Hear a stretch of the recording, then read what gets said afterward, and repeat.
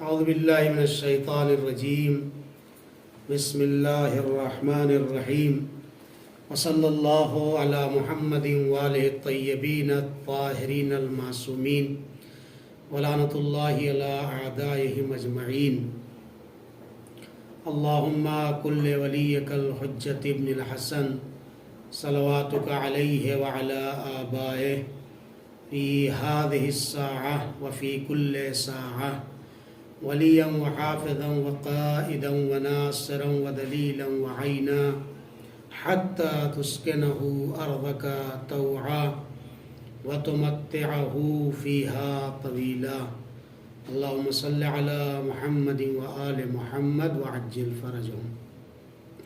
السلام علیکم ورحمۃ اللہ وبرکاتہ۔ امید ہے آپ سب لوگ بخیر و عافیت سے ہوں گے انشاءاللہ۔ آج کا جو ہمارا درس ہے وہ تقریباً 6 جلسے احکام کے اوپر برگزار اور برپا ہونے تھے، جن میں سے 5 جلسے آپ سماعت فرما چکے ہیں اور یہ آخری جلسہ ہے۔ اور گزشتہ جلسے میں کچھ مختلف مسائل آپ کی خدمت میں پیش کیے تھے، اور بات جو ختم ہوئی تھی وہ نماز آیات کے اوپر۔ نماز آیات میں اور دیگر نمازوں میں جو واجب نمازیں ہیں کیا فرق ہے، جن میں سے کچھ فرق ہم نے بیان کیے تھے، اور آج پہلے اسی کو ہم اختتامی منزل پر پہنچائیں گے، اور اس کے بعد جو دوسرے 2-3 مسائل اور باقی رہ گئے اور اہم ہیں اور مختلف مسائل ہیں، اس کی طرف بھی انشاءاللہ سب کی نظر مبذول کرائیں گے۔ پہلا فرق یہ ہے نماز آیات اور نماز یومیہ میں کہ نماز یومیہ ہر دن واجب ہے 5 وقت، جسے 3 وقتوں میں بھی پڑھتے ہیں، لیکن نماز آیات یکساں نہیں ہے، یعنی کبھی سال بھر میں 1 مرتبہ واجب ہوتی ہے، اور کبھی مہینے میں واجب ہو جاتی ہے، اور کبھی ہفتے میں واجب ہو جاتی ہے، اور کبھی کبھی ایسا بھی ہوتا ہے کہ متعدد نماز آیات مختلف وجوہات کی بنیاد پر ایک دن میں کئی بار واجب ہو جائے، تو اس بات کا احتمال موجود ہے۔ دوسرا فرق یہ ہے کہ نماز یومیہ جو ہیں وہ اس میں رکوع اور سجود اس اعتبار سے معین ہے کہ ہر رکعت میں ایک ہی رکوع ہے، لیکن نماز آیات میں 10 رکوع ہیں ٹوٹل، یعنی ہر رکعت میں 5 رکوع ہیں۔ اور یہ مسئلہ بھی بتایا تھا آپ کو کہ نماز آیات کے جو رکوع ہیں وہ رکن کی حیثیت رکھتے ہیں، یعنی 10 رکوع میں سے اگر کوئی ایک رکوع بھی جان بوجھ کر انسان چھوڑ دے یا بھولے سے چھوڑ جائے، دونوں صورتوں میں نماز آیات باطل ہو جائے گی، کیونکہ اس کے سارے رکوع رکن کی حیثیت رکھتے ہیں۔ اسی طریقے سے نماز آیات اور نماز یومیہ میں فرق یہی ہے کہ نماز یومیہ میں الحمد اور اس کے بعد پورا سورہ کا پڑھنا واجب ہے۔ ہم آدھا سورہ اس رکعت میں اور دوسری رکعت میں ایسا نہیں کر سکتے ہیں، بلکہ پورے سورے کو الحمد کے بعد پڑھنا ضروری ہے۔ لیکن اس میں 2 طریقے ہیں۔ ایک طریقے کے مطابق صرف چند آیات یا ایک آیت کو اگر پڑھ لیں گے تو وہ کفایت کرے گی اور نماز مکمل ہو جائے گی۔ اس لیے نماز یومیہ میں اذان و اقامت ہے، لیکن نماز آیات میں اذان و اقامت نہیں ہے۔ ایک فرق جو یہ ہے وہ کہ نماز یومیہ میں 1 قنوت مستحب ہے، لیکن نماز آیات کے اندر 5 قنوت مستحب ہیں۔ اور نماز یومیہ کے اپنے خاص زمانے ہیں، وقت کے اندر شروع ہوگی اور وقت کے اندر ہی تمام ہوگی، نہ وقت سے پہلے پڑھ سکتے ہیں اور نہ ہی وقت کے گزرنے کے بعد ادا کی نیت سے پڑھیں گے، بلکہ قضا کی نیت سے پڑھیں گے۔ لیکن یومیہ نماز سے ہٹ کر کے جو نماز آیات ہے وہ اپنے خاص وقت کے ساتھ پڑھی جاتی ہے، لیکن اس کے قضا ہونے کے بعد کبھی قضا کی نیت سے پڑھی جاتی ہے اور کبھی بربنائے رجا کی نیت سے پڑھی جاتی ہے، جو نماز آیات کے بالکل نماز یومیہ کے برخلاف ہے۔ اسی طریقے سے نماز یومیہ جو ہے وہ فوری نہیں ہے، لیکن نماز آیات فوری بھی واجب ہو جاتی ہے۔ نماز یومیہ تمام مکلفین پر واجب ہے، جس ملک کے اندر ہوں، جس کنٹری کے اندر ہوں، جس شہر کے اندر ہوں۔ لیکن نماز آیات ایسی نہیں ہے کہ جہاں کہیں بھی سورج گرہن ہو جائے اور دوسرے ممالک کے لوگوں پر بھی یہ واجب ہو، ایسا نہیں ہے۔ لیکن نماز آیات میں کیا ہوتا ہے، منطقے کا لحاظ رکھا جاتا ہے کہ جہاں پر وہ حادثہ رونما ہو، زلزلہ آئے یا آندھی آئے اس طریقے کی کہ خوف کا سبب بن جائے، تو ایسی جگہوں کے اوپر ظاہر ہے جہاں پر یہ حادثے رونما ہوتے ہیں انہی کے مکلفین کے اوپر نماز آیات واجب ہوتی ہے، بقیہ لوگوں کے اوپر یہ نماز آیات واجب نہیں ہوتی ہے۔ لیکن نماز یومیہ ایسی ہے کہ ہر جگہ ہر منطقے میں جہاں کہیں بھی ہو، تمام جہان میں تمام مکلفین کے اوپر یہ نماز واجب ہو جاتی ہے۔ تفصیلات مسائل کے ہم نے بیان کر دیے تھے، یہیں پر ہم اکتفا کرتے ہیں نماز آیات کے سلسلے میں۔ اب ایک مسئلہ جو ہے وہ نماز آیات اور نماز یومیہ سے ہٹ کے غسل کا ہے، اور یہ بھی مبتلا بے ہے، چونکہ اکثر لوگ اس غسل میں جو مستحبی غسل ہیں اور جو واجب غسل ہیں اس کے درمیان اس اعتبار سے فرق نہیں پیدا کر پاتے ہیں کہ ہمیں کن غسل کے بعد وضو کرنے ہیں، ضرورت ہے یعنی وضو کی، بغیر وضو کے ہم دوسرے کام جیسے نماز پڑھنا ہے، قرآن مجید کے حروف کو چھونا ہے، اسماء الہی یا ائمہ معصومین علیہ السلام کے نام کو مس کرنا ہے، تو ظاہر بغیر طہارت کے یہ کام نہیں ہو سکتا ہے۔ تو بہت سارے لوگ سمجھتے ہیں کہ عام غسل جو بھی ہم کر رہے ہیں اگر غسل کر لیا ہے تو وضو کی ضرورت نہیں ہے، جبکہ ایسا نہیں ہے، اس کے درمیان تھوڑا فرق ہے، اس فرق کو آج واضح کرنا چاہتے ہیں مکمل طریقے سے۔ اور یہ بات بھی ذہن میں رہے کہ آج چونکہ غسل جمعہ بعد لوگوں نے کیا ہوگا اور جن لوگوں نے نہیں کیا وہ بھی چھ کر سکتے ہیں، یہاں تک کہ آیت اللہ سیستانی صاحب کے فتوے کے مطابق کل سنیچر ہے، کل بھی آپ قربت کی نیت سے غسل جمعہ کر سکتے ہیں۔ اس کی بہت زیادہ اہمیت ہے غسل جمعہ کی، یہاں تک کہ شیخ عباس قمی علیہ الرحمٰن نے مفاتی کے اندر بھی لکھا ہوا ہے اگر کسی کے پاس اتنا پیسہ ہو کہ جمعے کے دن صرف وہ کھانا خرید کے کھا سکتا ہے اور اس کے پاس پانی بھی نہیں ہے اور پانی لے کے غسل کر سکتا ہے تو کیا کرے، کہا گیا بہتر ہے کہ بھوکا رہ جائے لیکن اس پیسے سے پانی خریدے اور غسل جمعہ کو ترک نہ کرے۔ غسل جمعہ مستحب ہے۔ پہلی بات یہ ہے کہ غسل سے مراد خاص نیت کے ساتھ جسم کو پاک کرنا ہے۔ ایک چیز ہوتا ہے غسل، ایک چیز ہوتا ہے غسل۔ غسل دھونا جسے آپ کہتے ہیں نہانا، صرف جا کر کے نارملی صورت میں بغیر نیت کے آدمی نہا لے حمام میں جا کر یا دریا میں جا کے کہیں پر بھی، تو اسے غسل کہتے ہیں کہ ہم نے دھل لیا، نہا لیا، فریش ہو گئے۔ لیکن غسل ایک خاص فقہ کی اصطلاح ہے جس کے اندر نیت ہوتی ہے اور یہ کسی بھی حدث کے صادر ہونے سے یہ چیز آدمی کے اوپر آتی ہے۔ اگر حدث صادر نہیں ہوا ہے تو مستحب صورتوں میں بعض جگہوں پر ایام کے آنے سے یا رات کے آنے سے یا دن کے آنے سے یا بعض چیز دیکھنے سے یا بعض چیز سونگنے کی وجہ سے غسل واجب ہوتا ہے۔ کوشش کریں گے اس چیز کو آج تمام کر دیں۔ یہاں پر پہلا مسئلہ یہ ہے کہ آیت اللہ سیستانی صاحب اور آیت اللہ خامنئی صاحب کے مقلدین زیادہ ہیں، اس لیے دونوں کے اعتبار سے میں یہاں بیان کر دوں۔ آیت اللہ خامنئی صاحب کے اعتبار سے غسل جنابت کے علاوہ کوئی بھی غسل ایسا نہیں ہے کہ جو وضو کے لیے کافی ہو۔ صرف غسل جنابت ہی ایک ایسا غسل ہے کہ جس کے بعد وضو کی ضرورت نہیں ہے، وضو نہیں کرنا ہے۔ بقیہ جتنا بھی غسل ہے، چاہے غسل دارت کا ذکر بھی ہم کریں گے، چاہے غسل جمعہ ہو، ہر ایک غسل کے بعد وضو کرنا واجب اور لازم اور ضروری ہے۔ کفایت نہیں کرے گا وہ غسل کے بعد وضو سے۔ لیکن آیت اللہ سیستانی صاحب کے ہاں یہ نظریہ ہے کہ انہوں نے معین کر دیا ہے کہ اتنے اتنے غسل ایسے ہیں جس کے بعد ہمیں وضو کی ضرورت بہرحال نہیں ہے۔ اس میں جنابت تو ہے ہی، لیکن جنابت کے علاوہ کچھ مستحبی غسل بھی ایسے ہیں کہ جس کے بعد ہمیں وضو کی ضرورت نہیں ہے۔ ان میں سے پہلا غسل آج کا غسل تھا۔ اس کا مطلب کیا ہوا، آج جن لوگوں نے غسل کیا وہ ڈائریکٹ غسل سے نماز پڑھ سکتے ہیں اور وہ کام کر سکتے ہیں جہاں پر وضو کی شرط ہے۔ لیکن آیت اللہ خامنئی صاحب کے یہاں اس غسل سے کچھ بھی نہیں کر سکتے ہیں، ثواب مل جائے گا لیکن وضو کی ضرورت بہرحال ہے، بغیر وضو کے نماز پڑھ سکتے ہیں نہ دوسرے ایسے کام کر سکتے ہیں جہاں پر وضو کی ضرورت ہے۔ دوسرا فرق یہ ہے کہ دوسرا غسل بلکہ یہ ہے، غسل جمعہ کے علاوہ سیستانی صاحب کے نزدیک میں بیان کر رہا ہوں یہاں پر، جو مستحب ہے اور اس کے بعد وضو کی ضرورت نہیں ہے۔ تو پہلا غسل جمعہ اور دوسرا غسل شب اول ماہ رمضان المبارک۔ شب اول میں جو غسل کرتے ہیں پہلی شب میں، اس میں وضو کی ضرورت نہیں ہے، نماز پڑھ سکتے ہیں۔ اسی طریقے سے شب 17 میں، شب 19 میں، شب 21 میں، شب 23 میں، شب 24 میں، رمضان المبارک میں یہ 6 غسل کے قائل ہیں آیت اللہ سیستانی کہ جن کے بعد وضو کی ضرورت نہیں ہے۔ اس غسل کے بعد ہر وہ کام کر سکتے ہیں جہاں پر وضو کی ضرورت ہے۔ تو یہ 6 غسل یہ ہو گئے، غسل جمعہ 7 ہو گیا آیت اللہ سیستانی صاحب کے اعتبار سے۔ ان غسل کے بعد وضو کی ضرورت نہیں ہے اور یہی غسل کفایت کریں گے۔ اس کے بعد 8واں غسل جو ہے غسل روز عید فطر ہے، آیت اللہ سیستانی صاحب کے ہاں مستحب، آیت اللہ خامنہئی صاحب کے ہاں بھی ہے، لیکن کفایت نہیں کرے گا، کافی نہیں ہوگا وضو سے۔ غسل بھی کرنا ہے اور وضو بھی کرنا ہے، لیکن آیت اللہ سیستانی صاحب فرماتے ہیں کہ نہیں، صرف غسل کر لیا ہے تو کافی ہے۔ تو عید قربان اور عید فطر یہ 2 دن کا جو غسل ہے وہ آیت اللہ سیستانی صاحب کے یہاں وضو سے کفایت کرے گا، یعنی وضو کی ضرورت اس غسل کے بعد نہیں ہے۔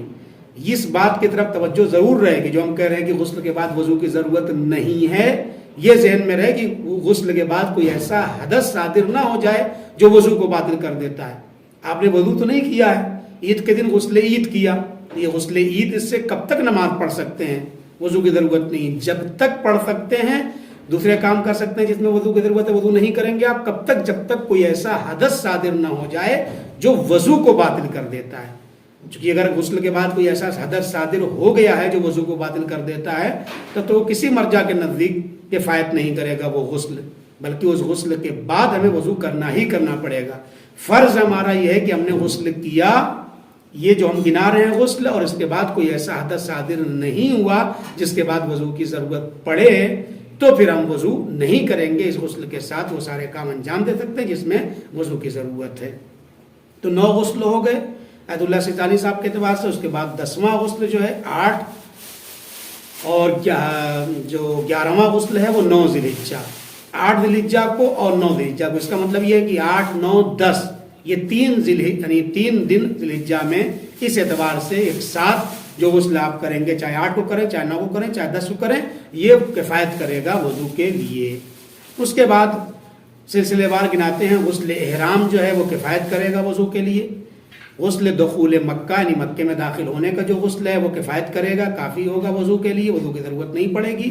اس طریقے سے مکے میں داخل ہونے کے لیے، ایک مرتبہ زیارت کی نیت سے داخل ہو رہا ہے، ایک بار خود مکے میں داخل ہو رہا ہے، مکے میں دخول کا بھی غسل ہے اور مدینے میں داخل ہونے کا غسل ہے، دونوں، یعنی اس طریقے سے 4 غسل ہو گئے۔ ایک مرتبہ انسان مدینے میں زیارت کی نیت سے داخل ہو رہا ہے تب بھی وہ غسل کفایت کرے گا، ایک بار خود مدینہ میں کسی وجہ سے داخل ہو رہا ہے تب بھی وہ غسل جو ہے عروض مدینہ میں، یعنی داخل ہونے کا جو غسل آپ مدینے میں کریں گے یا مکے میں داخل ہونے کا جو غسل کریں گے، دونوں غسل جو ہے سیستانی صاحب کے ہاں وضو کے لیے کفایت کریں گے، نہیں ضرورت نہیں ہے۔ اس طریقے سے داخل ہونا ہے مدینے میں زیارت کی نیت سے، تو چونکہ ابھی آگے آئے گا ان کے نزدیک زیارت کے غسل مستحب نہیں ہے، لیکن یہاں پہ استثناء یعنی مدینے میں زیارت کی نیت ہے، چونکہ خود مدینے کا ہی غسل مستحب ہے تو ابھی زیارت اس میں ایڈ کر لیا ہے آدمی نے، تو یہ غسل بھی جو مدینے میں داخل ہو کے زیارت کرنے کی نیت کر رہا ہے اس کا غسل بھی کافی ہے وضو کے لیے۔ اس طریقے سے مکے میں زیارت کرنا چاہتا ہے، بہت ساری زیارتیں ہیں، خانہ خدا کی زیارت ہے، دوسری چیزوں کی زیارت ہے، تو پھر یہاں پر بھی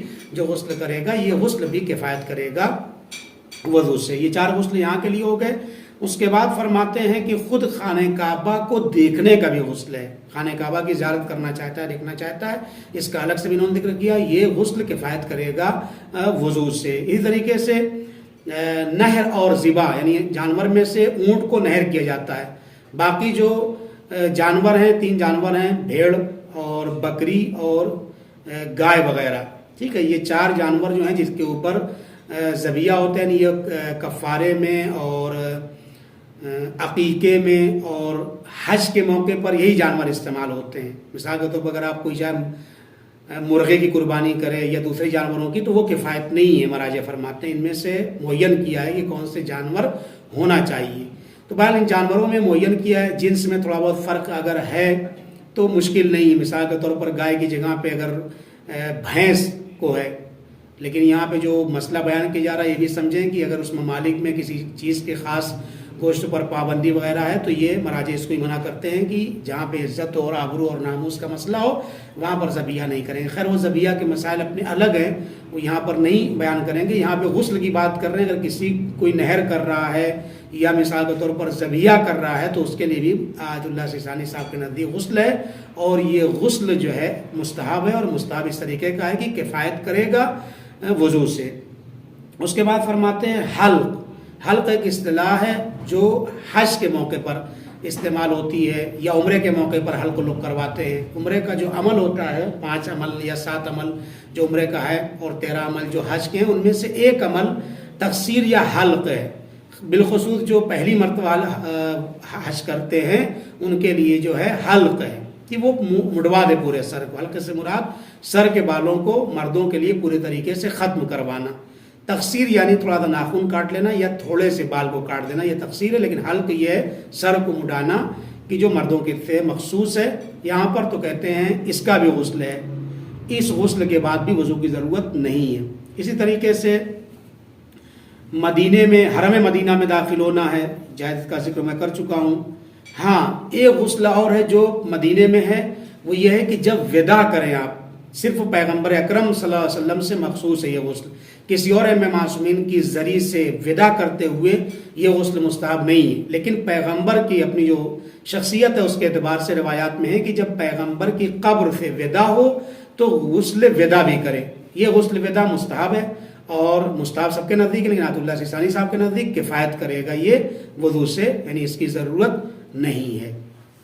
اسی طریقے سے غسل مباہلہ ہے سیستانی صاحب کے نزدیک، جو کفایت کرتا ہے وضو سے۔ اور غسل نماز استخارہ ہے، استخارے کے لیے جو غسل کیا جاتا ہے یہ بھی عطا اللہ سیستانی صاحب کے نزدیک جو ہے کیا کافی ہے، وضو کی ضرورت نہیں، اسی غسل سے آپ نماز استخارہ پڑھ سکتے ہیں۔ اس طریقے سے نماز استخارہ اور غسل مباہلہ، اتنے غسل جو میں نے گنائے ہیں ابھی تک، آیت اللہ سیستانی صاحب کے مسلک کے اعتبار سے کفایت کرتا ہے وضو سے۔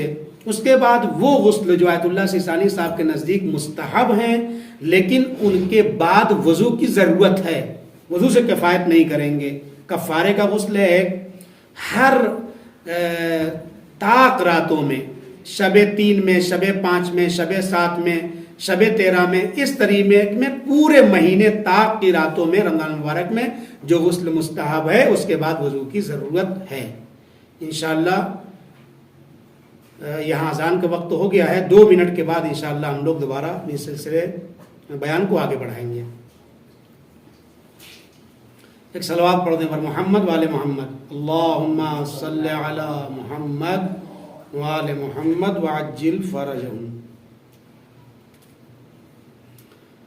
تو پہلا غسل وہ تھا جس کے بعد مستحب ہے یہ غسل، اور جس کے بعد وضو کی ضرورت پڑتی ہے، یعنی وضو کرنا پڑے گا۔ بغیر وضو کے اس غسل سے کوئی ایسا عمل انجام نہیں دے سکتے ہیں کہ جہاں پر وضو کی ضرورت ہے۔ وہ کون سا ہے؟ ماہ رمضان مبارک کی طاق راتوں میں، مثال کے طور پر شب 3، شب 5، اس طریقے سے شب 7، شب 9، پورے رمضان مبارک میں ہر طاق رات میں غسل مستحب ہے۔ لیکن یہ غسل جو کیا جائے گا یہ ان غسلوں سے الگ ہے جس کا ذکر ہم نے کیا ہے، یہ وضو کے لیے کفایت نہیں کریں گے، وضو کرنا ہے۔ تو 24 ذی الحجہ کے غسل کا ذکر یہاں پر کیا ہے کہ جہاں پر غسل کے بعد وضو کی ضرورت ہے، اگرچہ اس کا ذکر وہاں پر بھی کیا تھا، وہاں پر مطلق تھا کہ جہاں کہیں بھی مباہلہ کرنا ہو، اس سے مراد یہ ذہن میں نہ آئے کہ آپ نے ابھی وہاں پر جو ذکر کیا 24 ذی الحجہ کا اور یہاں پر بھی، یہ 24 ذی الحجہ کا مراد یہ ہے کہ 24 ذی الحجہ کے دن صرف مباہلے کی نیت سے غسل اگر کر رہے ہیں تو یہ کفایت نہیں کرے گا وضو سے۔ لیکن اگر واقعاً خود مباہلہ کرنا ہے کہیں جا کر کے انسان کو، تو وہاں پر اگر اس نیت سے غسل کرے گا تو وضو کے لیے کفایت کرے گا۔ یہ فرق محسوس کر لیں آپ لوگ ذہن میں۔ اس طرح غسل نوروز کا جو غسل ہے مستحب ہے لیکن اس کے بعد وضو کی ضرورت نہیں ہے، یعنی ضرورت ہے۔ اس کے بعد فرمایا کہ ایسا غسل اگر کسی خاتون نے خوشبو استعمال کی ہے کسی نامحرم کے لیے، اپنے شوہر کے علاوہ کسی دوسرے کے لیے خوشبو کا استعمال اسی نیت سے کیا ہے، تو کہتے ہیں ایسے خاتون کے اوپر غسل ہے مستحب، اور اس غسل سے وہ نماز وغیرہ نہیں پڑھ سکتی، یعنی وضو کرنا پڑے گا۔ اس طریقے سے جو مستی کی حالت میں سو جائے، مستی کی چیزیں استعمال کر لے، بہت مست ہو جائے اور مستی کی حالت میں سو جائے، تو جب وہ بیدار ہوگا تو اس کے لیے غسل مستحب ہے کہ وہ غسل کرے۔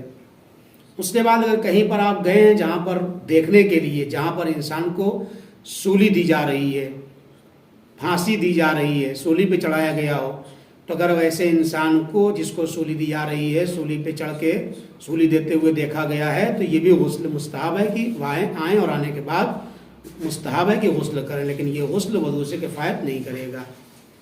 دیکھیں تمام معصومین کی زیارت کا جو غسل ہے، امام حسین اسلام کی زیارت کا ہو، امام رضا علیہ السلام کی ہو، کسی بھی معصوم علیہ الصلاۃ والسلام کی زیارت کا جو غسل ہوتا ہے وہ غسل مستحب ہے، غسل زیارت، لیکن اس کے بعد وضو کی ضرورت ہے۔ اکثر زائرین آتے ہیں اور غسل کرتے ہیں، غسل زیارت، ان کو پتہ ہے غسل زیارت کیا جاتا ہے، تو اسی غسل زیارت کے ساتھ وہ واپس چلے جاتے ہیں حرم وغیرہ میں اور جا کے نماز وغیرہ ادا کر لیتے ہیں، جبکہ یہ چیز صحیح نہیں ہے۔ یعنی زیارت والے جتنے بھی غسل ہیں آیت اللہ سیستانی صاحب کے نزدیک، اس غسل کے بعد وضو کی ضرورت پڑے گی اور وضو کرنا ہوگا۔ اتنے غسل جو ہم نے ذکر کیے تھے، ان غسل میں سے کچھ غسل ایسے تھے جن کا پہلے ذکر کیا، وہ کفایت کرتے ہیں وضو سے، اور یہ غسل جو ابھی ہم نے بعد میں بیان کیے گئے ہیں یہ غسل مستحب ہیں لیکن وضو سے کفایت نہیں کرتے ہیں۔ جنابت ایک ایسا غسل تھا جو دونوں کے نزدیک، آیت اللہ سیستانی، آیت اللہ خامنہئی کتاب کے نزدیک جو ہے وہ کفایت کرے گا وضو سے، وضو نہیں کرنا ہے وہاں پہ۔ یعنی بعض جگہوں پہ تو کہتے ہیں کہ گنہگار ہو جائے گا انسان اگر وضو کر لیا جنابت کے بعد۔ تو یہ مختصر مسائل غسل کے بارے میں تھے، اس کی طرف توجہ رہے۔ پھر میں ایک بار ایک مسئلے کی طرف توجہ دلا دوں، وہ یہ ہے کہ آیت اللہ خامنہئی صاحب کے ہاں غسل جنابت ہی صرف ایک تنہا غسل ہے جس کے بعد وضو کی ضرورت نہیں ہے، باقی جتنے بھی غسل ہیں وہ سب غسل کے بعد وضو کی ضرورت ہے۔ لیکن آیت اللہ سیستانی صاحب کے نزدیک نہیں، غسل جنابت کے علاوہ بھی کم سے کم 15 غسل ایسے ہیں ان کے نزدیک جو مستحب ہیں، ان کا استحباب ان کے نزدیک ثابت ہے، اور اس کے بعد وضو کی ضرورت نہیں ہے۔ یہ غسل سے متعلق بات تھی۔ اب ایک بحث جو ہے وہ مہر نماز کے سلسلے میں، زائرین آتے ہیں یہاں پر، یا آپ کہیں پر بھی جاتے ہیں یا خود اپنے شہر کی مسجد میں جا رہے ہیں، اپنے گاؤں میں نماز پڑھتے ہیں، تو جب انسان جاتا ہے مسجد وغیرہ میں نماز پڑھنے کے لیے تو کبھی کبھی وہ 2-3 سجدگاہ اٹھا لیتا ہے۔ مہر یعنی سجدگاہ کو اٹھا لیتا ہے، اور 3 سجدگاہ 4 سجدگاہ اس کے اوپر سجدہ کرتا ہے۔ پہلی بات تو یہ ہے کہ یہ بات ذہن میں رہے کہ جہاں پہ انسان کھڑا ہوتا ہے اس جگہ سے جہاں پر پیشانی رکھتا ہے اس جگہ کا اتنا بلند ہونا صحیح نہیں ہے کہ یہ 4 انگشت جو ہے اس سے زیادہ ہو جائے اونچا، یا خود مہر جگہ تو برابر ہے لیکن سجدگاہ اور مہر، اسے سجدگاہ کہتے ہیں، سجدگاہ اتنی اونچی نہ ہو کہ یہ 4 انگلی اگر آپ برابر سے کریں تو اس کے اوپر ہو جائے۔ اگر اس کے اوپر ہو جائے گی تو یہ سجدہ ہی صحیح نہیں ہوگا، لہذا برابر ہونا چاہیے، اور اس سے زیادہ اونچائی جہاں پہ کھڑے ہو رہے ہیں سجدگاہ کی نہیں ہونا چاہیے، ورنہ نماز کو خطرہ ہو جائے گا، اور نماز سجدہ باطل ہوگا تو نماز ہی باطل ہو جائے گی۔ لہذا اس کی طرف توجہ رہے کہ بہت زیادہ اونچا، 4 انگلی سے زیادہ اونچا نہیں ہونا چاہیے۔ ایک بات، بہت سے لوگ بہت چھوٹی مہر استعمال کرتے ہیں، دیکھیے چھوٹی ہو لیکن اتنی چھوٹی نہ ہو، یہ پور بولتے ہیں انگوٹھے کا، ہر آدمی کا جو انگوٹھا ہے یہ اس کو پور کہتے ہیں، انگوٹھے کا جو حصہ ہے جہاں سے یہ لکیر ہے، اس کے اوپر آپ اس کو سجدگاہ کے اوپر رکھیں، سجدگاہ اس سے باہر ہونا چاہیے ہر طرف سے۔ اگر اس کے بالکل برابر ہے تو ٹھیک ہے، اشکال نہیں ہے، لیکن احتیاط کی بنیاد پر تھوڑا سا اس سے بڑا ہو۔ اگر ذرا سا بھی اس سے کم ہے تو پھر سجدگاہ یہ صحیح نہیں ہے، یعنی اتنا چھوٹا سجدگاہ سجدے کو باطل کر دیتا ہے۔ لہٰذا کم سے کم سجدگاہ متوسط رہے اور بالکل ناپ کے اس سے نہ رہے یا اس سے چھوٹا نہ رہے۔ اگر اس سے چھوٹا ہوا تو قطعاً سجدہ باطل ہو جائے گا اور پھر نماز بھی باطل ہو جائے گی۔ اب یہاں پہ ایک مسئلہ یہ ہے کہ مسجد میں گئے تو کیا ہم ایک سے زیادہ سجدگاہ کو استعمال کر سکتے ہیں؟ تو بقیہ مراجع مثال کے طور پر آیت اللہ مکارم ہیں، آیت اللہ شبیر زنجانی، آیت اللہ خامنہئی، یہ سب جو ہیں فرماتے ہیں کہ جی ہاں، ضروری نہیں ہے کہ آدمی ایک ہی سجدگاہ اٹھائے، 2 بھی لے سکتا ہے، 3 بھی لے سکتا ہے۔ بہت سے لوگ ایک ناک پہ رکھتے ہیں، پیشانی پہ رکھتے ہیں، بات اس کی نہیں ہو رہی۔ ناک اور پیشانی کے لیے اگر 2 مہر کوئی لے رہا ہے، 2 سجدگاہ کوئی اٹھا رہا ہے تو آیت اللہ سیستانی ہو یا سارے مراجع ان کے نزدیک کوئی فرق نہیں، لیکن پیشانی کے لیے ایک سے زیادہ سجدگاہ کا لینا یہ مسئلہ ہے، یہاں پر تھوڑا اختلاف ہے۔ آیت اللہ سیستانی صاحب کے علاوہ جو مراجع ہیں وہ کہتے ہیں اشکال نہیں ہے، لے سکتے ہیں، لیکن آیت اللہ سیستانی صاحب یہاں پر تفصیل کے قائل ہیں۔ وہ یہ کہتے ہیں کہ اگر پیشانی کے لیے ایک سجدگاہ سے زیادہ استعمال کرنا ہے، آدمی لے رہا ہے، تو اس سے پہلے سے یقین ہونا چاہیے کہ واقف نے، جس نے وقف کیا ہے اس سجدگاہ کو، اس مسجد میں، اس حسینیہ میں، اس امام بارگاہ میں، یا جہاں نماز پڑھتے ہیں بیت الصلاۃ میں، وقف کرنے والے نے اگر اس نیت سے وقف کیا ہے کہ ایک ایک لیا جائے تو ظاہر سی بات ہے یہ پتہ اگر چل جائے تو سارے مراجع کہتے ہیں پھر ایک سے زیادہ سجدگاہ کا استعمال کرنا جائز نہیں ہوگا۔ لیکن مسئلہ یہ ہے کہ ہمیں پتہ نہیں ہے کہ یہ وقف کرنے والے نے کس کنڈیشن اور شرائط کے ساتھ وقف کیا، ہمیں کچھ نہیں پتہ۔ ہم مسجد میں گئے، دیکھا سجدگاہیں رکھی ہوئی ہیں، تو ہم کیا کریں؟ تو یہاں پر بقیہ مراجع فرماتے ہیں کہ ایک سے زیادہ لے سکتے ہیں، لیکن یہاں پر آیت اللہ سیستانی صاحب فرماتے ہیں چونکہ ہم کو پتہ نہیں ہے وقف کرنے والے نے کس نیت سے وقف کیا ہے، تو ایسی صورت میں احتیاط لازم کی بنیاد پر ہم ایک سے زیادہ استعمال نہیں کر سکتے ہیں۔ تو ان کے یہاں دو صورتیں ہو گئی، ایک صورت یہ ہے کہ پتہ ہے کہ وقف کیا ہے اس شرط کے ساتھ کہ ہر نمازی ایک سجدگاہ لے، تب بھی ایک لینا ہے، اور اگر ہم کو پتہ نہیں ہے، شک ہو رہا ہے کہ کس طرح اس نے وقف کیا ہے، مطلقاً وقف کیا ہے یا شرط کے ساتھ، ہمیں پتہ ہی نہیں ہے، کچھ نہیں پتہ ہے، تو ان کے یہاں احتیاط لازم کی بنیاد پر ہم ایک سے زیادہ سجدگاہ نہیں لے سکتے ہیں۔ لہٰذا یہ مسئلہ بھی قابل غور ہے، اس کی طرف بھی توجہ کرنا چاہیے۔ لہذا بہتر یہ ہے کہ اگر آیت اللہ سیستانی کے مقلدین ہیں تو ایک ہی سجدہ لیں، بہتر سے مراد نہیں ضروری ہے احتیاط لازم ان کے یہاں، لیکن اگر ان کے مقلد ہیں اور ایک سے زیادہ سجدگاہ استعمال کرنا چاہتے ہیں تو چونکہ احتیاط لازم اور احتیاط مستحب کے مابین درمیان یہ فرق ہے کہ احتیاط لازم اور واجب اسے کہتے ہیں جس کے اندر مرجع اجازت دے رہا ہے گویا آپ کو کہ آپ اس مسئلے میں ہماری بات تسلیم کر لیں یا کسی دوسرے مرجع جس کو آپ عالم سمجھتے ہیں یا ہمارے مساوی سمجھتے ہیں، آپ اس کی طرف رجوع کر لیں اور جا کر کے اس کے مطابق آپ عمل کر لیں۔ دوسرے مرجع کی طرف رجوع کرنے کی اجازت حاصل ہے، اس میں ان کی طرف سے اجازت ہے، اجازت لینے کی ضرورت نہیں ہے۔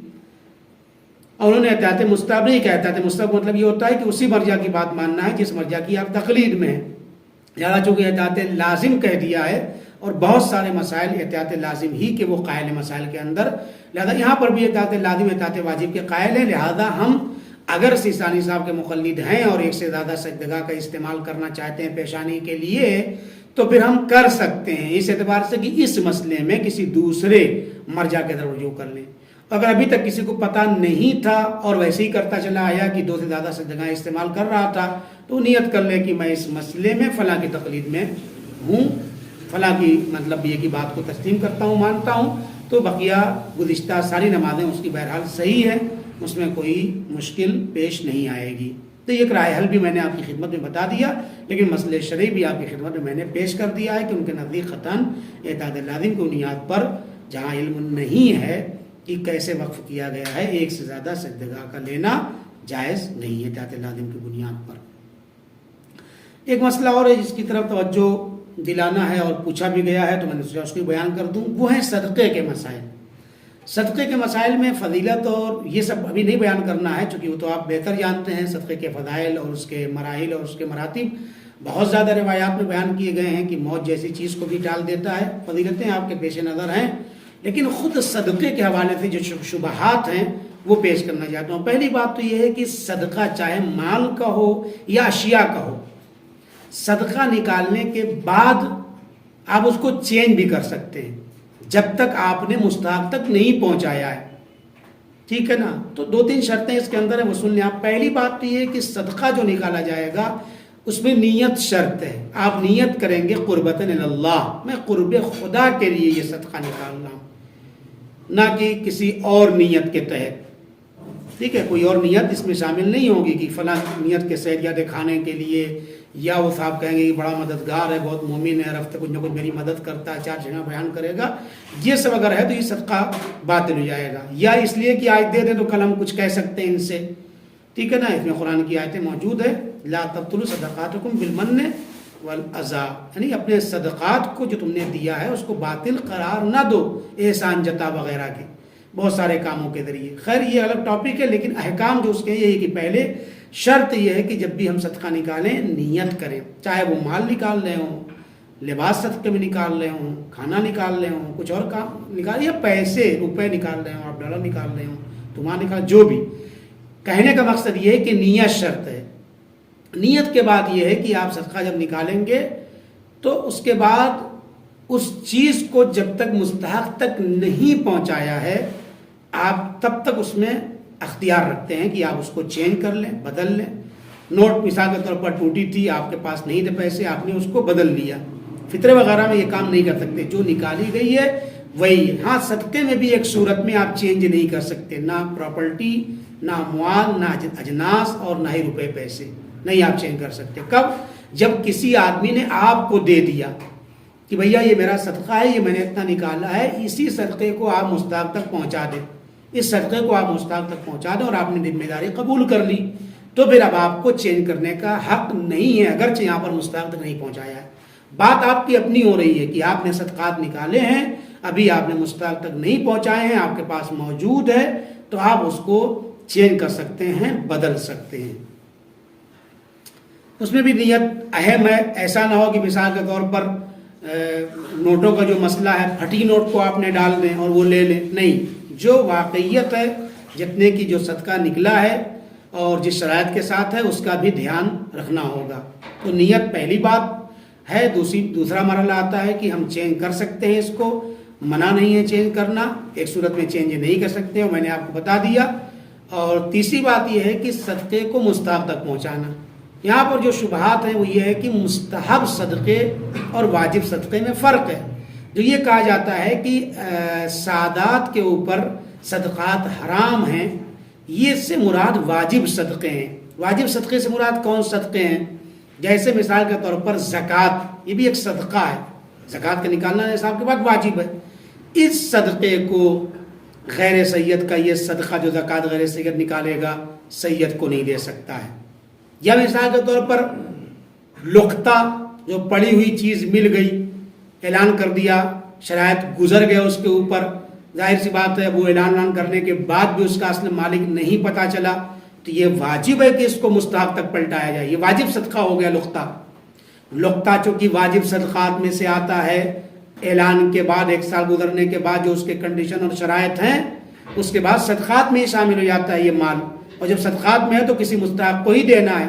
جب مستحق کو دینا ہے تو ظاہر سی بات ہے کہ اس میں ہم غیر سید کو بربنائے احتیاط لازم نہیں دے سکتے ہیں، چونکہ غیر سید، سید اور غیر سید دونوں کا صدقہ لے سکتا ہے، لہذا احتیاط کا تقاضا یہ ہے کہ یہاں پر غیر سید کو دیا جائے تاکہ جس کا بھی ہو اس تک پہنچ جائے۔ لیکن جہاں پہ قطعی طور پر ہمیں معلوم ہو کہ یہ غیر سید کا صدقہ ہے تو پھر وہاں پر ہم واجب صدقہ اگر غیر سید کا ہے تو سید کو نہیں دے سکتے ہیں۔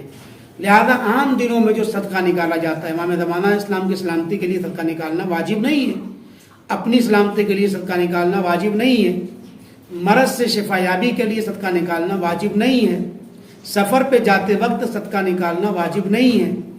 بہت سارے علاقوں میں رائج ہے کہ جب دلہن رخصت ہو کے آتی ہیں، پہلا قدم رکھتی ہیں تو صدقہ نکالتے ہیں، صدقات کا نکالنا واجب نہیں ہے۔ بعض جگہ جنازے نکلتے ہیں تو لوگ صدقہ نکالتے ہیں، یہ صدقہ نکالنا واجب نہیں ہے۔ بعض جگہ علاقوں میں ایسا ہے کہ جب میت کو سپرد لحد کر کے آتے ہیں تو اس رات میں صدقہ نکالتے ہیں، روایات میں ہے۔ تو یہ سارے جتنے بھی صدقات ہیں اپنی سلامتی کے لیے، امام زمانہ اسلام کی سلامتی کے لیے، موت کے وقت، ولادت کے وقت، سفر کے وقت، حضر میں یا مصیبت کے آنے پر یا مصیبت کے برطرف ہونے کے بعد، یہ جتنے بھی صدقات ہیں اور جس نیت سے معمولاً نکالے جاتے ہیں، جو رائج بھی ہیں سماج اور معاشرے کے اندر، ان میں سے یہ سارے صدقات واجب کی ضمن میں اور واجب کی لسٹ میں اور فہرست میں نہیں آتے ہیں۔ چونکہ واجب کے ضمن میں نہیں آتے ہیں، لہذا ایسے صدقات کا استعمال سید بھی کر سکتے ہیں اور غیر سید بھی کر سکتے ہیں، اس کا کوئی ایسا مسئلہ نہیں ہے۔ یہ جو روایات مصائب میں پڑھی جاتی ہے کہ جناب زینب سلام اللہ علیہ نے فرمایا کہ ان الصدقۃ علینا حرام، یہ جو کوفے میں صدقے پھینکے جا رہے تھے، اس کے لیے ضرورت اس بات کی ہے کہ اس کی تحقیق کی جائے، اور اس میں بھی علماء کا بہت سارے بیانات ہیں کہ جو کہ پتہ نہیں تھا یہ کون سے صدقے ہیں، اور یہ بھی کہتے ہیں کہ بہت ساری جگہ پہ اس کی سند کا مسئلہ آتا ہے، یعنی یہ کیسے ہو سکتا ہے کہ جو اہل بیت کے بالکل برخلاف ہوں اور دشمنی کر رہے ہوں اور ان کے اوپر ظلم کیا، ان کے بھائی کو، بھتیجوں کو، بیٹوں کو، بھانجوں کو، سب کو شہید کر دیا، پانی کے اوپر پابندی ہے، تو کیسے وہ کھجوریں دیں گے لا کر کے؟ ایک اشکال اس کے اوپر یہ کرتے ہیں. اور اگر ہے بھی تو یہ تو پتہ نہیں تھا کسی کو کہ یہ صدقہ جو ہے وہ کس طرح کا صدقہ ہے، واجب صدقہ پھینکا جا رہا ہے یا مستحب صدقہ پھینکا جا رہا ہے. مثال کے طور پر یہ اس کے اندر ایک الگ مسائل ہیں اور بہت سارے توجیہات اس کی ہیں، چونکہ یہ موضوع نہیں ہے کہ اس کو یہاں پر بیان کریں. مقصد صرف کہنے کا یہ ہے کہ جو لوگ استدلال کرتے ہیں اور استناد کرتے ہیں یہاں پر آ کر کے مستحبی صدقات کے اوپر، اور یہ کہتے ہیں، دلیل بناتے ہیں کہ دیکھیے جناب زینب سلام اللہ علیہ نے یہ فرمایا تھا، لہذا ہم کوئی بھی صدقہ ہوگا نہیں استعمال کریں گے، غیر سید کا، سید کی حیثیت سے ہم استعمال نہیں کر سکتے ہیں. یہ سارے مراجع کے خلاف بات ہے، کیونکہ یہ روایات مصائب کی ہو اور دوسری روایتیں جو ہیں یہ ساری روایات سے مراجع گزر چکے ہیں. اس کے باوجود بھی سارے مراجع کے یہ فتاوے موجود ہیں کہ مستحبی صدقات کے لیے سید غیر سید کی شرط نہیں ہے، کسی بھی مستحق کو یہ صدقات دیے جا سکتے ہیں. ہاں جو صدقات حرام ہیں سید کے اوپر، اس سے مراد وہی صدقات ہیں کہ جو واجب ہیں، جیسے زکوٰۃ ہے اور لقطے وغیرہ کے ہیں، یا کفارے کے صدقات وغیرہ ہیں واجب ہیں. یہ کفارے کے صدقات، لقطے کے جو صدقات ہیں اور جو زکوٰۃ وغیرہ کے ہیں، جو بھی بہرحال واجب کی فہرست میں آتے ہیں، جیسے یہ 3 میں نے گنایا، اور بھی ہو سکتے ہیں، وہ سب بہرحال سادات کے اوپر حرام ہیں. اور خود یہ بھی ایک بحث ہے کہ سادات سے مراد ہیں کون لوگ. تو اس میں یہ ہے کہ جو فقہی مسائل آتے ہیں یہاں پر، فقہی اعتبار سے سید ہر اس انسان کو کہا جائے گا جو جناب ہاشم، جو جد رسول اکرم صلی اللہ علیہ وآلہ وسلم کے، ان سے سلسلہ نسب جس کا جا کر کے مل رہا ہو، جا کر کے انہیں فقہی طور پر سادات کرام میں شمار کیا جاتا ہے، اور ان کے اوپر یہ صدقات کا بہرحال استعمال جو واجب صدقات ہیں جائز نہیں ہے. لیکن ہاں مستحبی صدقات وہ استعمال کر سکتے ہیں، اس کے اندر کسی طرح کی کوئی قباحت نہیں ہے.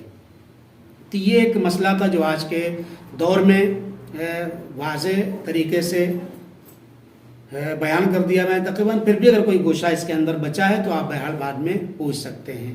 اسی طریقے سے ایک آخری مسئلہ اور بھی بیان کر کے گفتگو کو آخری منزل تک پہنچا دیں. اور جیسا کہ مجھ سے بتایا بھی گیا ہے کہ یہ جو 6 درس ہمارے فقہ کے ہوئے ہیں، ان میں سے 4، 5 اور 6 جو آج ہوگا، یہ 3 درسوں سے سوالات مطرح ہوں گے اور بیان کیے جائیں گے. اور امتحان جو ہے کا ملاک اور معیار یہی 3 درس ہیں جو بعد میں دیے گئے ہیں.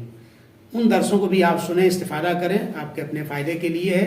مفید درس تھے، مقدماتی گفتگو تھی، لیکن بہرحال علمی طور پر آپ کے لیے فائدہ مند تھی. انشاءاللہ اس کو استعمال کریں اور استفادہ کریں. لیکن امتحان کے لیے بہرحال یہ 4تھا اور 5واں اور یہ 6ٹھا جو درس ہیں انشاءاللہ اسی کے اندر سے آئیں گے. ان مباحث میں اگر کسی کوئی کمی یا کوتاہی کہیں سے رہی ہو تو بہرحال ہم آپ سبھی حضرات سے معذرت طلب کرتے ہیں. انشاءاللہ آپ سب کے لیے دعا گو ہیں کہ پروردگار عالم آپ سب لوگوں کو زندگی کے ہر مرحلے پہ کامیابی اور کامیابی عطا فرمائے، کامرانی عطا فرمائے، اور انشاءاللہ ہر جگہ آپ سرخرو رہیں گے. یہ کام بہت اہم کام تھا. آپ لوگوں نے اپنی زندگی کا قیمتی وقت نکال کر کے ہمارے دروس کو، چاہے وہ عقائد کے ہوں، چاہے شبہات کے ہوں، چاہے احکام کو، آپ نے سماعت کیا. واقعاً آپ لوگ اللہ کے نزدیک ماجور ہیں. اللہ آپ کو اجر ملے گا انشاءاللہ. اور آئندہ بھی جو بھی دروس ہوں کوشش کریں ایک وقت نکال کر کے سب میں انشاءاللہ شامل ہوں. بہت زیادہ وقت ہم نہیں لیتے ہیں، کوشش کرتے ہیں کہ ایسی باتیں ہوں کہ جو آپ کے روزمرہ کی زندگی میں کام آئیں.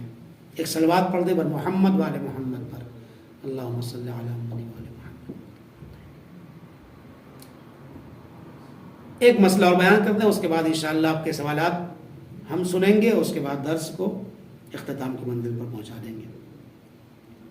عقیقے کے مسائل ہیں. یہ مسئلہ بھی بہت زیادہ پوچھا جاتا ہے، چونکہ ہر جگہ الگ الگ طریقے سے رائج ہے. دیکھیے عقیقہ جو ہے وہ فدیہ ایک طرح سے اور بیمہ ہے اس بچے کا جو متولد ہوتا ہے. اور لوگ یہ سوچتے ہیں کہ یہ تو ایک ہی عمل ہے. بہت سے لوگ صرف عقیقہ اس لیے نہیں کرواتے ہیں کہ وہ سر کے بال کے موڑنے کا مسئلہ آتا ہے، بہت سے لوگ نہیں موڑ پاتے ہیں، موڑواتے نہیں ہیں، یا وہ 7ویں دن. دیکھیے 7ویں دن یہ چیز مستحب ہے، اور یہ 2 الگ الگ عمل ہیں. ایک دوسرے سے کوئی رابطہ نہیں ہے کہ اگر عقیقہ کیا ہے تو سر کے بال بھی موڑیے، یا سر کے بال موڑا ہے تو عقیقہ بھی کروائیے، یا دونوں ایک ہی دن ہو، ایسی کوئی شرط نہیں ہے مذہب کی طرف سے۔ مذہب کے طرف سے یہ بات ہے کہ جب بچہ پیدا ہونے کے 7 دن اس کمپلیٹ کر لے، پورے کر لے، تو اس کے بالوں کو اتار لیں اور اس کو وزن کر لیں، جتنا بھی وہ وزن اس کا آئے اتنی مقدار میں چاندی صدقہ دے دیں۔ یہ ایک الگ عمل مستحب ہے، جیسے کہ اذان و اقامت ہے کہ پہلے دن اذان و اقامت کہی جائے، یہ ایک الگ عمل مستحب ہے۔ اسی طریقے سے یہ دونوں عمل کے لیے 7ویں دن استحباب ہے، لیکن اگر 7ویں دن نہیں کر سکے تو اس کا مطلب یہ نہیں ہے کہ اب ہم نہیں کر پائیں گے، نہیں کرنا ہے۔ یہاں تک کہ بالغ ہونے سے پہلے والدین کی ذمہ داری ہے، اور بالغ ہونے کے بعد خود اس شخص کی ذمہ داری ہے۔ اگر اس کو پتہ چل گیا کہ میں بالغ ہو گیا، عاقل ہو گیا اور میرے والدین نے میرا نہیں کرایا ہے، تو اپنے ظاہری اور جو جسمانی بیماریاں ہیں اس سے اپنے آپ کو بچاؤ کے لیے اور اپنے وجود کے بیمے کے لیے یہ کام بہرحال بہت زیادہ اس کی تاکید ہے۔ روایات میں ہے کہ مرگ جو 2 طرح کی، ایک نیچرل اور طبیعی موت ہے، ایک مرگ مفاجات ہے، ناگہانی موت جسے کہتے ہیں۔ دریا میں نہانے کے لیے گئے، ڈوب کے مر گئے، دیوار کے نیچے بیٹھے، دیوار گر گئی، جل گئے، اس طرح کے ذریعے جو لوگ مر جاتے ہیں اسے مرگ مفاجات کہا جاتا ہے روایات میں۔ ناگہانی اور اچانک والی ایکسیڈنٹ وغیرہ کی موتیں، کہہ رہے ہیں اس سے انسان اگر صحیح طریقے سے یہ عقیقہ کروا لیتا ہے تو یہ مرگ ناگہانی سے محفوظ رہتا ہے۔ اور یہی ایک علت نہیں ہے، کوئی سوچے کہ میں نے عقیقہ کروایا پھر بھی ناگہانی موت آ گئی، یہ ایک علت ہے، اور بھی علل ہیں۔ لہٰذا مثال کے طور پر یہ کہا گیا ہے کہ جو شبوں کے اعمال ہیں مرگ مفاجات سے محفوظ رکھتے ہیں، شب قدر کے اعمال ہیں، شب عید فطر کے اعمال ہیں، شب نیمہ شعبان کے اعمال ہیں، یہ سب کا بھی ایک اثر دنیاوی ہے، اثر اخروی ہے۔ دنیاوی اثرات میں یہ بھی آتا ہے کہ انسان کو مرگ مفاجات سے محفوظ رکھتا ہے۔ خلاصہ یہ کہ یہ الگ الگ عمل ہیں، الگ الگ دن آپ کر سکتے ہیں۔ مستحب یہی کہ 7ویں دن یہ دونوں عمل انجام دیے جائیں، سر کا موڑنا اور عقیقہ کروانا۔ لیکن اگر نہیں کروا سکتے ہیں تو زندگی کے کسی بھی سن میں اور سال میں اور مرحلے میں آپ اس کام کو کروا سکتے ہیں۔ اس میں جو چیز قابل غور ہے، واجب نہیں ہے، خود یہ عمل واجب چونکہ نہیں ہے، وہ یہ ہے کہ اگر لڑکی ہے تو جنس میں رعایت کی جائے، یعنی مؤنث جانور ذبح کیا جائے، لڑکا ہے تو مذکر جانور ہو، یہ مستحب ہے۔ لیکن یہ جو بات کہی جاتی ہے کہ اس کی ہڈیوں کو دفن کر دیا جائے، اس کی ہڈیوں کو دفن کر دیا جائے، علماء اس کی سند کو نہیں مانتے ہیں کہ اس کی ہڈیوں کو، دیکھیے ہڈیوں کو جو دفن کرنے کی بات ہے وہ تمام ہڈیوں کی ہے۔ عام گوشت بھی جو آپ بازار سے لے کر کے آئے ہیں، آپ نے کھایا ہے، ظاہر ان کی ہڈیوں کو ایسے نہیں پھینک دیجیے آپ، اس کے لیے مستحب ہے۔ تو ناخون جو انسانی جسم سے کاٹا جاتا ہے اس کے لیے مستحب ہے کہ آپ دفن کر دیں۔ آج جمعہ تھا، جمعے کے دن زیادہ تاکید ناخون کاٹنے کی، جن لوگوں نے ناخون کاٹنا ہے حکم ہے، مستحب ہے، واجب نہیں ہے۔ بہتر یہ ہے کہ آپ اس ناخون کو جو آپ کے جسم سے باہر آ گیا کاٹ دیا، اس کو دفن کر دیں۔ یہی حال تمام ہڈیوں کا ہے کہ ہڈیوں کو، جیسے سفرے کے اور مہمانی کے آداب میں سے جب گھر میں کھانا کھائے آدمی تو جس دسترخوان پہ غذائیں گری ہوئی ہیں آپ وہاں پر اس کو چن کے کھا جائیں، یہ مستحب ہے۔ لیکن صحرا میں یہ مستحب نہیں ہے۔ صحرا میں یہ ہے کہ جو چیز گر گئی اس کو چھوڑ دیں، ممکن ہے دوسرے جانور کھا رہے ہوں، دوسرے پرندے اس کو آ کر کے استعمال کر لیں، تو جگہ کے اعتبار سے بھی بعض جگہ مسائل فرق کر جاتے ہیں۔